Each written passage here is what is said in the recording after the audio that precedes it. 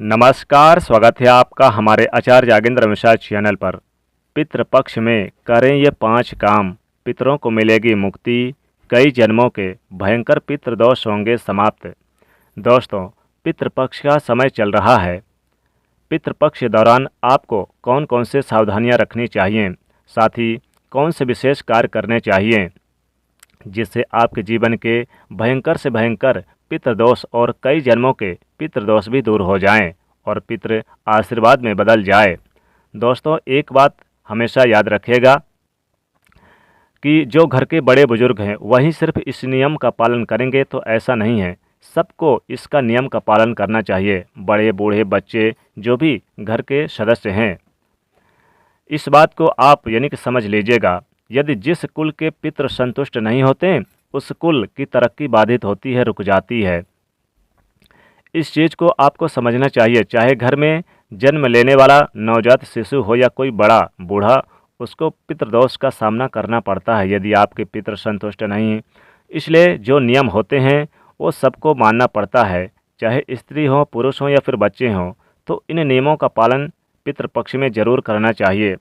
दोस्तों, शास्त्र भी कहता है कि भगवान यदि नाराज हो जाएं, पितृदेव नाराज हो जाएं तो शीघ्र प्रसन्न यानी कि हो जाते हैं। भगवान के नाराज होने से शीघ्र संतुष्ट होते हैं, लेकिन अगर पितृ नाराज हो जाएं तो दर दर की ठोकरें भी खाना पड़ता है, क्योंकि पितृदेवों को पितृपक्ष में संतुष्ट करने के कुछ आसान उपाय हैं जिनके द्वारा उन्हें आप कर सकते हैं। जैसे कि 1 लोटा जल देना, उनके निमित्त भोजन, दान, तर्पण, श्राद्ध करने से वो संतुष्ट हो जाते हैं और वो बहुत ही जल्दी अपने वंशजों को आशीर्वाद देते हैं।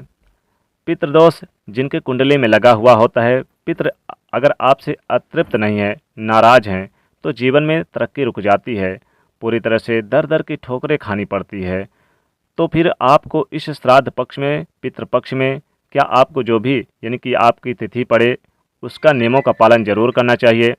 इतने आप बड़े यानी कि नियम भी नहीं हैं जिनका पालन आप ना कर सके। बहुत ही आसान और छोटे छोटे यानी कि नियम हैं जिनका पालन आप आसानी से कर सकते हैं।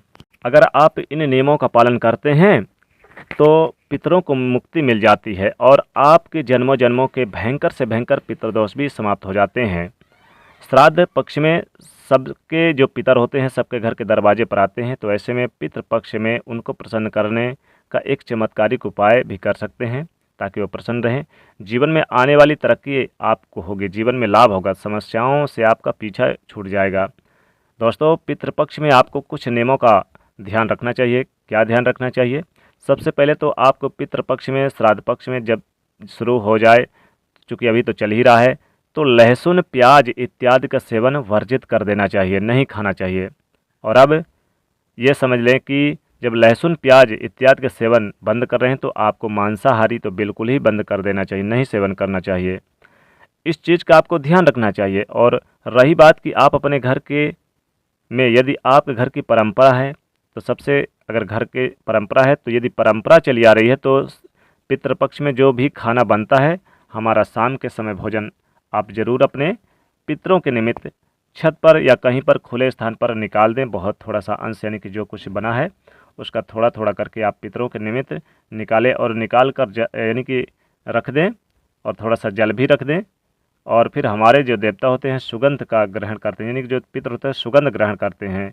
भोजन इसलिए कम नहीं होता। वैसे ही पितरों के संबंध में भी कहा गया कि आपको जब सुबह भोजन कटोरी साफ यानी करने जाएं, भोजन में जो बचा हुआ है उसको छत पर किसी ऐसे स्थान पर आप डाल दें जहां पर आपका पैर ना पड़े। वहां पर जीव जंतु जैसे कि चिड़िया, कौवा आदि खा जाए।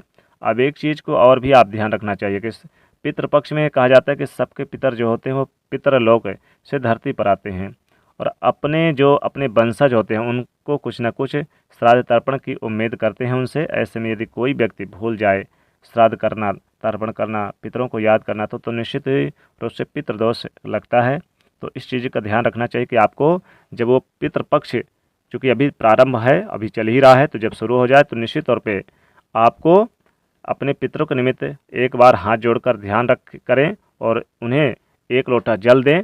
उनके निमित्त आप, उनकी तिथि जिस दिन है उस दिन आप ब्राह्मणों को भोजन कराएं। ये जरूर आपको कार्य करना चाहिए।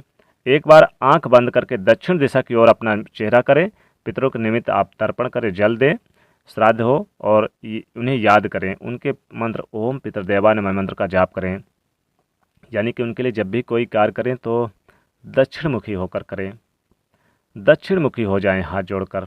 एक बार ओम पितृदेवाय नमः मंत्र का जाप जरूर करें, अपने पितरों को याद करें। आंख बंद करके आप उनका कृतज्ञता आभार प्रकट करें, ऐसा बोलना चाहिए आपको पितृपक्ष में। एकदम रामबाण उपाय है ये। इससे निश्चित रूप से पितर जो होते हैं वो बहुत संतुष्ट होते हैं, भयंकर पितृदोष भी दूर हो जाता है। हमारी वंशज जो है, हमारे बच्चे जो हैं अब तक हमें याद कर रहे हैं, ऐसा उनको अनुभव होता है हमारे प्रति जो उनकी श्रद्धा भाव हो। यदि आपने अपने पितरों का अपमान किया, मांसाहार का सेवन किया, लहसुन प्याज खाया, तो इधर उधर जो मांस मदिरा इत्यादि चीज़ खा लेते, तो निश्चित रूप से आपको कोई नहीं बचा सकता उनके रुष्ट होने से। समस्याएं आने वाली है, आज ना आए लेकिन कल आए, लेकिन आएगी ज़रूर, कुछ दिनों बाद ही आए लेकिन आएगी ज़रूर।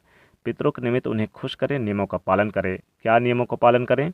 मांस मदिरा का सेवन न करें, सूर्य उदय से पहले उठें, उठकर नहा धोकर 1 लोटा जल दें, दक्षिणमुखी होकर सूर्यदेव को भी दें और पितृदेवों को दें, उनके मंत्रों का जाप करें। ब्राह्मणों को भोजन खिलाएं। तिथि पर आप अपने पितरों को उनका भोजन करें, उनका श्राद्ध तर्पण करें तो निश्चित होगा। हो सके तो गया में भी श्राद्ध तर्पण कर सकते हैं।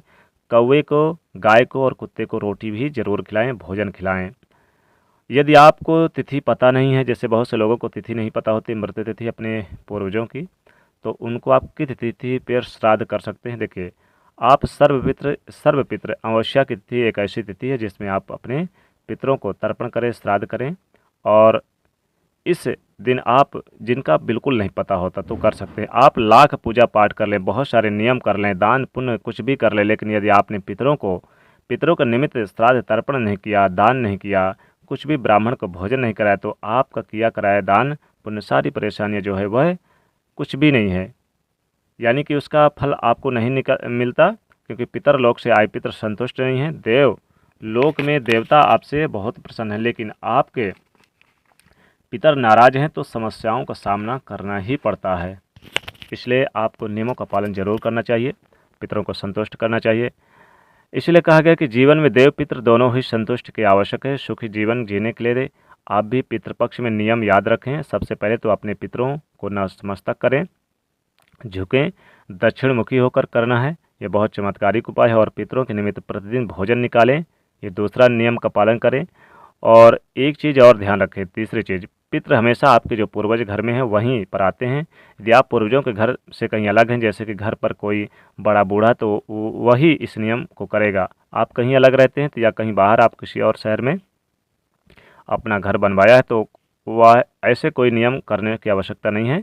जहाँ आपका पुराना घर है वहीं पर करें, क्योंकि शास्त्र कहता है कि पितृ वहीं आते हैं जो आपका पुराना मकान है, जहाँ पर आप लोग पहले से रहते हैं, तो वहीं आपके पितृ उसी दहलीज पर आते हैं, वहीं पर ये नियम होते हैं। बहुत अच्छा है, यहाँ पर करें तो। पितृपक्ष में पितर को गाय के रूप में, कुत्ते के रूप में, कौवे के रूप में आते हैं, तो आपको चौथी बात, पितरों को यानी कि पितृपक्ष में गाय, कुत्ते और कौवे को ध्यान रखें, इनको प्रतिदिन भोजन जरूर कराएं। श्राद्ध पक्ष में इनको जरूर संतुष्ट करें और 1 लोटा जल दें। और मांस मदिरा लहसुन प्याज का सेवन न करें। इन चीज़ों का विशेष रूप से ध्यान रखें। तो आपको इन विशेष कार्यों को जरूर करना चाहिए पितृपक्ष में, तो पितृदेव संतुष्ट होते हैं। तो दोस्तों, ये थी विशेष जानकारी। अगर पसंद आए तो लाइक करिएगा, शेयर करिएगा और चैनल को सब्सक्राइब करिएगा। जय शनिदेव, जय पितृदेव।